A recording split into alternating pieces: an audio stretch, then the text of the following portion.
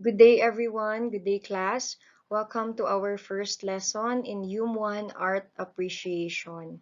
So today I have decided to record a lecture on our first lessons since last Thursday, we were not able to meet because there's no class and it's Kalivungan Festival.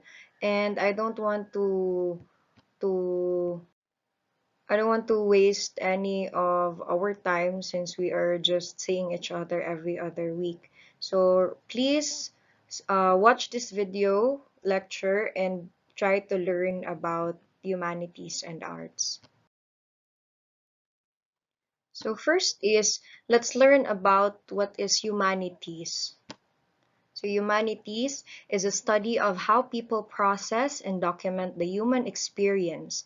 Generally, it refers to art, literature, music, architecture, dance, and the theater, areas in which human subjectivity is emphasized and individuals' expressiveness is dramatized. So from the word itself, humanities, human, it is concerned with human beings and the feelings of the human beings. So included in humanities are the aspects or the subject of art, literature, music, architecture, dance, and so on and so forth. So what is art since our subject is art appreciation? According to the Webster Dictionary, it defines art as the human ingenuity in adapting natural things to man's use. So, in essence, an individual or a person uses art or make art by transforming God-made things into man-made objects. So, ano yung sinasabi nating God-made things? So, those are nature. For example, merong mga stones, mga flowers, so hindi naman yun man-made, di ba? They are part of the nature and they are created by God. So, for example, we have a stone. Then, ang man, gagawin niya itong sculpture. So, gagamitin niya yung stone to sculpt something, to make a new object. Like, for example, a sculpture of the human face or the human body. Another thing is that, for example, flowers. Flowers are part of nature and they are God-made plants, 'di ba? So yung flower, pwede natin siyang gawing accessories. We can make it as a necklace. So that means art. We are using God-made things and turning it into man-made objects, which is now an art. So, yun yung art. Okay, so humanities, it came from the Greek word humanus, meaning human, refined, and cultured. Yung art naman, it came from the Latin word ars, meaning skills or craft. Okay, so why do we need to study humanities? We have a few reasons here. The first one is we can be connected to places we have not yet visited, understand the past or history which has significance to the present. So, ang meaning nito, kasi ang artworks, they reflect the era or the time in which they were created. So for example, we have the painting of The Last Supper. So The Last Supper, I guess, was painted during the Renaissance period. So yung Last Supper, di ba, na si Jesus, tapos na iyahang 12 disciples. So yung artwork na yun, it also reflect the current era kung kailan siya ginawa. So by looking at that artwork or by visiting museums, we are able to be connected, no, to the place or to the time, the past na kung kailan ginawa yung artwork na yon. And next is we can also experience connection between culture and community through different art exposures such as museum visits, concerts, theater performance, and support of local artists. So sinabi ko kanina, like by visiting museums, we are able to feel connection with the artworks in itself at saka kung kailan siya nagawa. Also, we are able to appreciate the culture. Like, for example, pupunta tayo ng mga music concerts. Pag pupunta tayo ng mga music concerts, we are able to enjoy, 'di ba? So we can appreciate, we can feel connection with the culture. For example, kanang mga K-pop. So pag daghan tag kwarta makaadto ta ng mga concert nila, we can experience connection sa culture ng Korea. So ingana no. So that's what we mean by the second reason why do we need to study humanities. Next is we increase our respect for cultural and individual differences through a knowledge of achievements and of world civilization. So ito, we are able also to appreciate kasi na-experience natin yung culture na yun through the art, we are also able to respect the cultural and individual differences na meron tayo with another country. Okay? And lastly, we gain additional knowledge as we encounter more human experiences. So by looking at art, experiencing art, watching art, we are also able to gain additional knowledge. So now, why do we need to study art? First one is that it helps us understand individual differences. So we have different ways of expressing ourselves. Like, for example, we choose what to wear. We style ourselves, 'di ba? Like, mag-crop top ta or mag-jeans ta. Ang ipares nato sa atong blouse is like skirt or something like that. So, studying art also help us understand na iba-iba yung preference din natin. And as a person, we will be able to appreciate and understand na magkaiba-iba tayo. Next is, it helps us develop our skills in decision making and problem solving. So sabi ko kanina, for example, choosing what to wear, 'di ba? Napapractice natin yung decision making skills natin kung ano ba, itong top ba, itong blouse ba na to, bagay ba siya sa pants ko or bagay ba siya sa skirt ko or kailangan ko bang mag-boots? So those are ano lang no, everyday activities, everyday decision making activities, and that is actually connected to art kasi the way we dress ourselves, that is also art. Okay? Okay, next is it enhances our creative skills. It nurtures our imagination and promotes originality and innovativeness.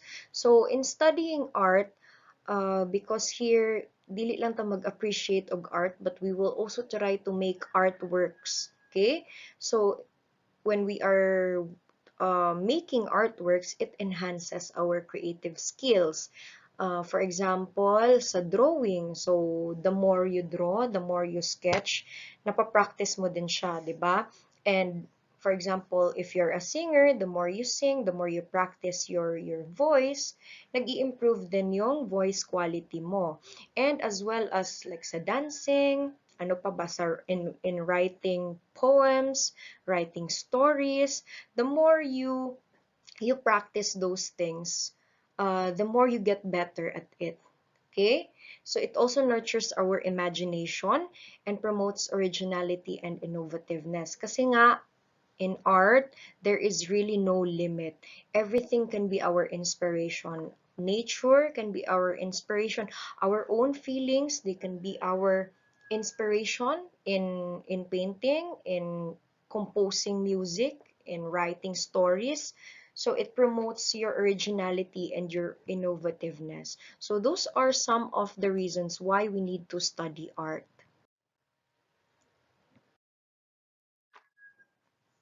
So right now, let us look at the nature of art. So we have 6 nature of art. First one is that art is everywhere. So pag sinabi nating everywhere, like literally everywhere. Nasa bahay, nasa sa kilid-kilid lang, and so on and so forth. Nasa mall, nasa school, art is everywhere, and art is universal. So, meron tayong example dito. The first one is coins, medals, pendants. These are all arts. So, they are example of relief sculpture. So, later on, as we progress with our lessons, we will be able to learn what are the types of arts as well. So, we also have paper bills and stamps. So these are examples of engravings. Okay, we also have statues. So these are an example of freestanding sculpture. So later on, again, we will learn more about art, its types, its kinds. We also have here a very beautiful jeepney. So art can also be decorative, okay, like colored design, such as the jeepney that you can see here in the picture. So we have also that kind of art. So as you can see, art is really everywhere. Siguro sa mga rooms nyo ngayon, you also have your own kind of art there, okay? And art makes our living environment interesting to live in. And it's also part of our lives. Okay, so the next nature of art is it is art as an expression and communication. So art can be a form of expression and can be a form of communication because we express ourselves and our emotional state through art. We also convey our feelings through art. So I have here an example. This is a graffiti art. Okay? So when we say graffiti, yung mga art sa wall, mga wall arts like mga paints, siguro nakakita naman po siguro mo ana. So an example here is a graffiti art araon na ay giingon diba the coronavirus is a wake-up call, blah blah blah. So itong graffiti art na ito, this is actually an expression of oneself. Kung ano yung mga sentiments mo, you can express that one through art. So that's why sinasabi natin ang art is an expression as well as a form of communication. Like for example, pag heartbroken ka, siguro na ay uban sa ato ano na we are able to write songs because we are heartbroken, may anang mga peg, or kunyari sakit kayo imuhang mga ginabati sa life, then you make a dance out of it, no, parang i-interpret mo siya. And siguro ang uban pud sa ato, we write stories because we want to express ourself, our experiences. So not just mga hurt feelings, but also kapag happy ta, maybe we also express those things through art, like magpaint ta, magdrawing ta, and so on and so forth. The next one is that art as a creation. So that's the other nature of art is that it is a creation. Art involves skills or expertness in handling materials and organizing them into new structurally pleasing and significant units. So, etong creation, from the word itself, create, art means creating. Okay? Combining existing materials to make new objects. So, I have here an example. This one, ano ito? This one is like a collage, no? So, we have here mga existing things. Siguro ito, mga from magazines, itong ginamit nila na, na, na things. And then, nag-cut out sila, and then they form it into this collage of a bird. Okay? So, yun yung isang nature din ng art. It is creation. And of course, when you're an artist, you need hard work and you need to practice so that you will be able to make beautiful artworks. Okay? So now, the next one is that art involves experience. Yun. Okay. It involves experience. There can be no appreciation without experience. You cannot appreciate something if you don't experience it, right? So there are three major kinds of experience involved in an artwork. So the first one here is this one, experience to be communicated. So there are certain experiences that you want to communicate through art. So yung sabi ko kanina, for example, heartbroken ka, and you really feel the need to express kung gaano ka broken ang heart mo, and then you compose a song. Okay, you write a song. So yun yung experience to be communicated. Sometimes also meron tayong mga happy moments, so we can also turn that one into dance, 'di ba? Or we can write stories about it. So the next one is expression of the self.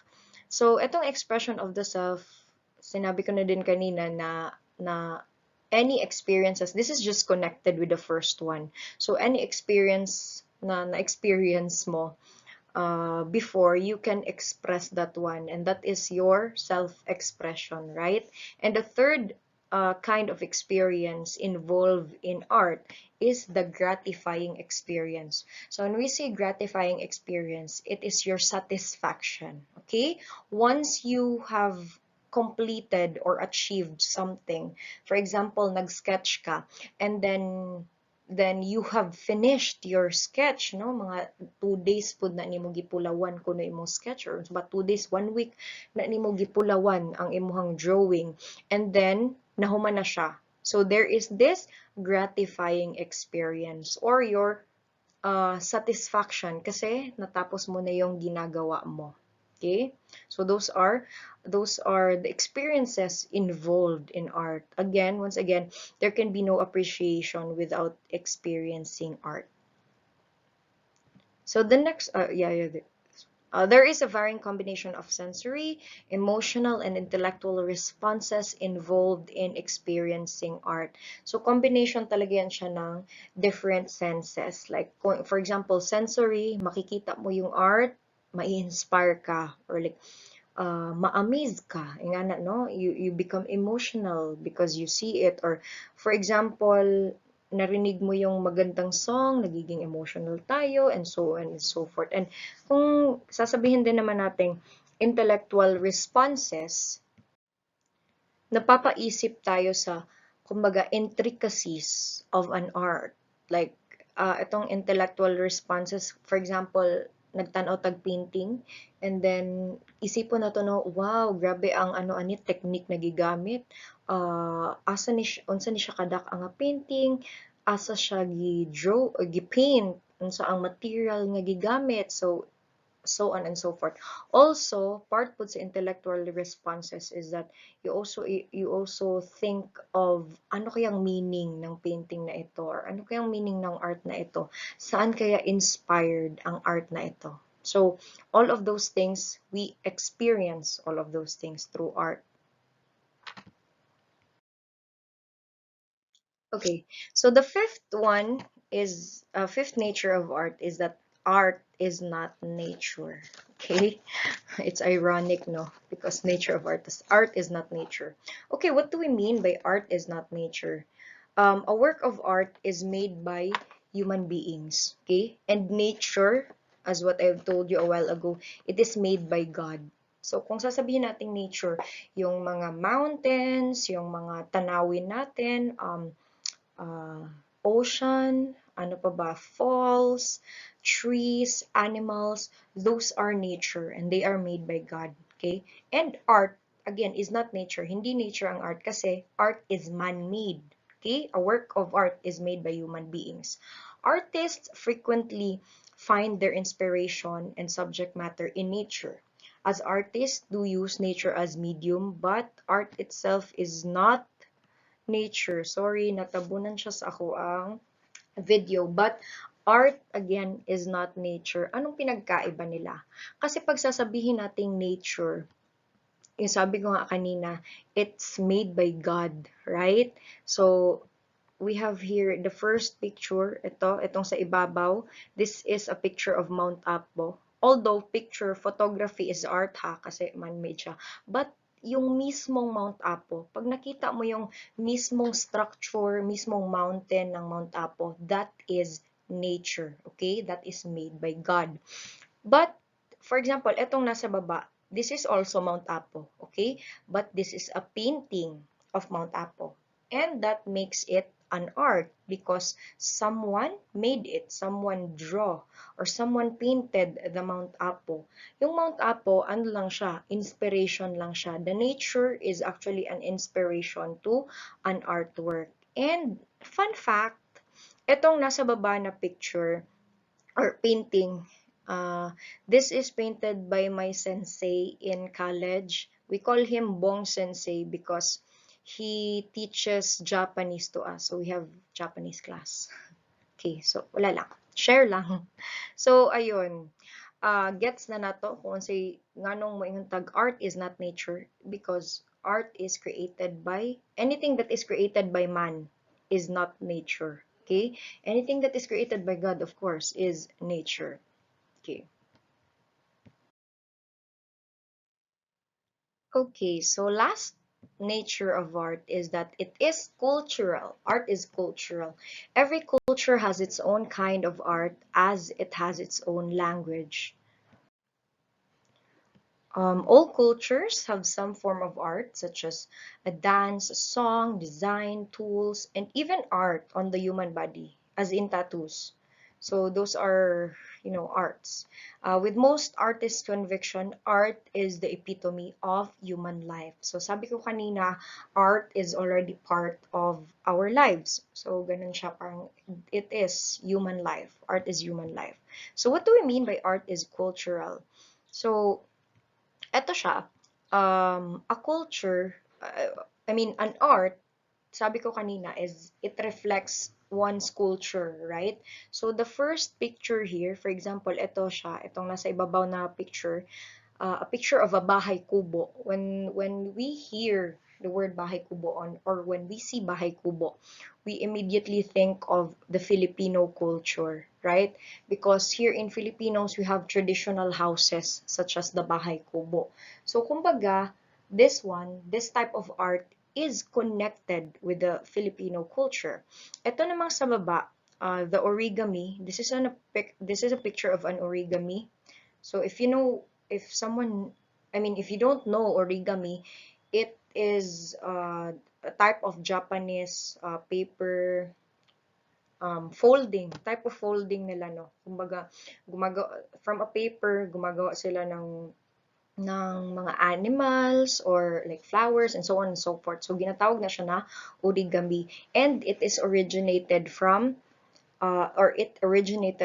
Japan. So etong type ng art na to is connected with the culture of Japan. So that is why we call art as cultural. And yung sabi natin kanina na even art on the human body, such as tattoo, if you know Apo Wang-od, she is ano no kanang parang legendary mambabatok. Kumbaga nagatato from sige si Apo Wang-od. I-search nyo na lang si Apo Wang-od. So si Apo Wang-od, ano siya, mambabatok or like tattoo artist siya from from some tribe. So katong tattoo nila, it is a form of art, right? And it is of course associated with their culture. So naganit ta ginaingon before na nga ang isa ka warrior, mabalaan nimo kung pila na ka victories ang iyahang or pila na ka-battle ang iyang daog because of his tattoo. So mapuno kung the more nga puno og tattoo ang body sa isa ka warrior, meaning daghan na siya na agihan ng mga battles or daghan na siya na daog ng mga battles. Okay?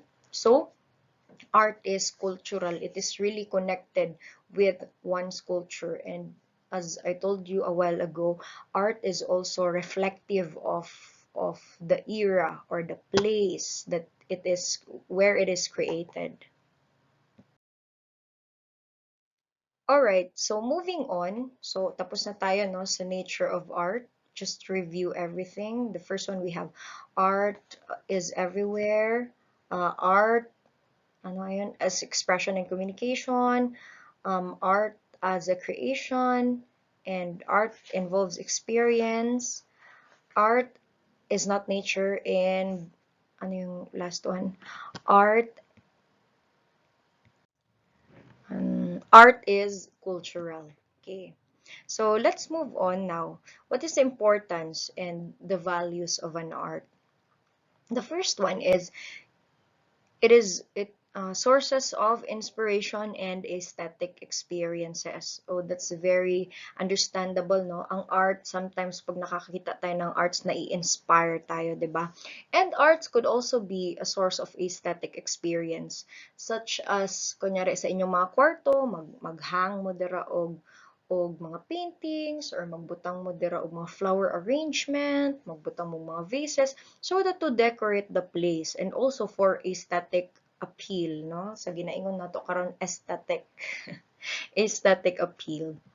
So next is commemorate certain occasions with art to heighten their importance and keep records of such events. So for example, photography, photography is also uh, a form of art, okay? So, di ba uso na kaayo karon no kanang mga prenup videos and photos, or kanang mga before ka mag-birthday, mag-photoshoot sa ka. So, those are actually I mean, photos and videos are part or forms of art, right? So, yan siya, nag-commemorate siya ng certain occasions, right?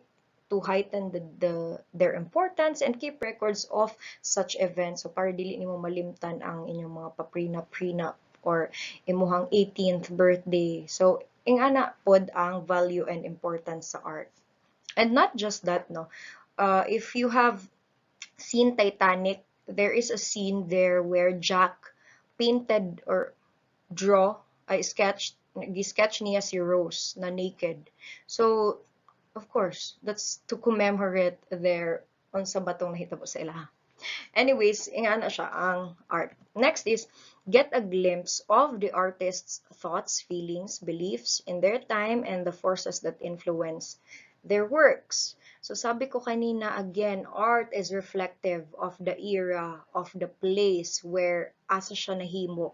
So by studying art or by appreciating art, now we get a glimpse of the artist's thoughts, feelings, beliefs in their time, and ano yung nakapag-influence sa kanila, bakit sila nag-paint ng ganito, bakit sila nagsulat ng kantang ganito, and so on and so forth. Okay? Like, for example, si Taylor Swift, sige na siya sulat yun, no, og kanang mga heartbroken na mga songs before. So we get a glimpse of her feelings at that moment. And sometimes makarelate po that. Swifty here. Kailan mo ni Taylor Swift? Basta si Taylor Swift. Next is, art may transform and influence us. And that's actually true because it's part na of our lives. Art is everywhere, and kunyari mo yung tag-influence and transform us. Like sa example lang nato kaganina na by dressing yourself, that already influence you. That is also already part of art or a form of art. Okay? Okay, let's move on with the artist. Of course, if there is an art, there is someone who made that art or that artwork, right? And that is the artist. So an artist is a person who exhibits exceptional skills in design, drawing, painting, etc., or one who works in one of the performing arts like an actor or musician. So artist ang tawag kapag may ginawang art. Okay? Even you could be an artist. Kasi din nag-drawing ka dira sa imuhang notebook habang kapaminaw sa klase kay na or na bored ka sa klase, so drawing ka dira bisan unsa, so you are an artist yourself. Okay, we have kinds of artists. The first one is the creator, and the second one is the performer. So kung sasabihin natin creators, from the word itself, create, meaning may ginagawa silang something. They are creating something, such as the painter. Yung painter, gumagawa ng paintings, di ba? Nagpa-paint. Yung sculptor, gumagawa ng mga statues, nagsisculpt ng mga statues. Yung writer, nagsusulat ng stories, ng poems, and so on and so forth, like mga ebook. Yung composer naman, nagko-compose ng song, gumagawa sila ng song, and etc. So, yun yung tinatawag nating creators. Yung performers, on the other hand, kumbaga, they recreate or they present, no, what are made by the creators. Like for example, singer, ginakanta sa singer ang na-compose nga song. Yung dancer naman, naga-dance. Of course, gina-dance niya ang kumbaga mga nasulat pod na, for example sa folk dance, di ba, ginasulatan man na og unsa ang mga steps and so on and so forth. So gina-interpret po siya sa dancers. The actors, actresses, like kinsa man mga actor, Cardo Dalisay, gina-act niya, 'di ba? Naga-drama siya, dramatize siya. Mimer, yung mga silent ano lang, mga movies like mga mime ganyan. I-search nyo na lang yung mimer. Okay? So, eto mga kinds of artists, we can really think of a lot of artists. Like, of course, artists can also be both creator and performer. Like, for example, si Taylor Swift. No? Siya na po akong example. Si Taylor Swift, she is a composer of her songs. Gina-compose niya yung mga songs. And she also performs her songs. She sings her songs. So, that make her both a creator and a performer. And, kinsa pa ba? Basta daghan pa. You think for yourself. So for the categories of art, we have here the first one. Okay, the first one is the visual arts. So when we say visual, anything that can be seen. Okay, it's a bit lag. Okay, visual arts, it stimulate the visual senses. So anything na nakikita natin, that's part of the visual art. We have types of visual arts. We have the graphic arts, which is the 2D. They are flat arts such as painting, drawing, sketching, digital imaging, photography, and graphics. So, mga flat arts lang. Ano ba? For example, kani, isipan na lang ako'y drawing diri nga human face. Char. Muna dayo na ang 2D art. Okay? Plastic art naman, they have length, they have width, volume, such as sculpture, architecture, landscape, interior design, costume design, set design, industrial design, and handcrafts. Okay? So, those are ginatawag nato nga plastic arts or 3D. Mangita tag art diri. I don't have any art with me. Basta. Ganun. So, mga sculpture, I have here an example. Ayan. Ito siya. That's graphic arts or 2D. Ito naman, this is sculpture. Okay? Makita ninyo nice kayo, no? That's actually a stone sculpture. So, kung may tag 3D, kumbaga na siya'y kuan ba, na siya'y length, na siya'y width, na siya'y volume. Ganon. So, the next one is auditory arts. So, itong auditory arts, from the word itself, auditory, meaning it stimulates our sense of hearing. Anything that we hear, that we can hear, that's part of the auditory arts. So, like music or radio dramas. So, nagapaminaw mo mga radio drama. Nana siya usually sa ano, mga AM station. Kanang mga kinsa ang may sala, mga ana. Anyway, so those are auditory arts. Anything that we can hear. We also have, ay, naglalag ang aking laptop. We also have audiovisual art. Itong audiovisual art, it's a combination of the visual art and the auditory art. So, can be perceived by both senses of sight and hearing, referred to as performance art. So, we have that one. We'll explain that one in the next slide.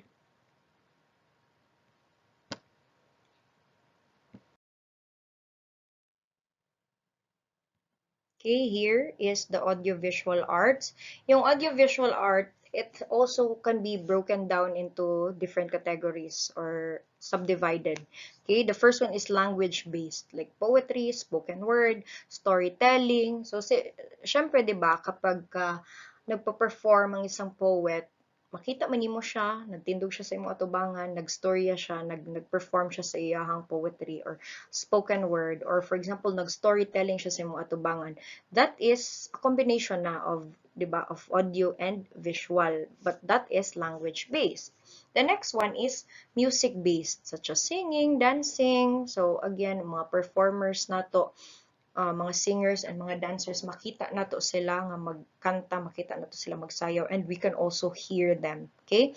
We also have combination sa audiovisual arts. Kumbaga, combination of language and music, like theater-based performance such as dramatic plays, improvisations, musical theater, and films. So sa kani, combination na, there is language-based, nagastorya ang mga actor. Sometimes they also sing, they also dance. So there's a combination of language and music in the combination type of an audiovisual art. So I have here some example. This one, kaning first picture, um, that is Miss Saigon. Okay, that's a theater play. Eto, okay, natabunan siya sa akong picture, but that is, siguro, gikuha rin ako na siya sa internet. These are people dancing. Okay? So, makita na to sila and madungog na to sila. That is audiovisual art. So the next type of art or category of art is the literary arts. So literary arts are written arts intended to be read.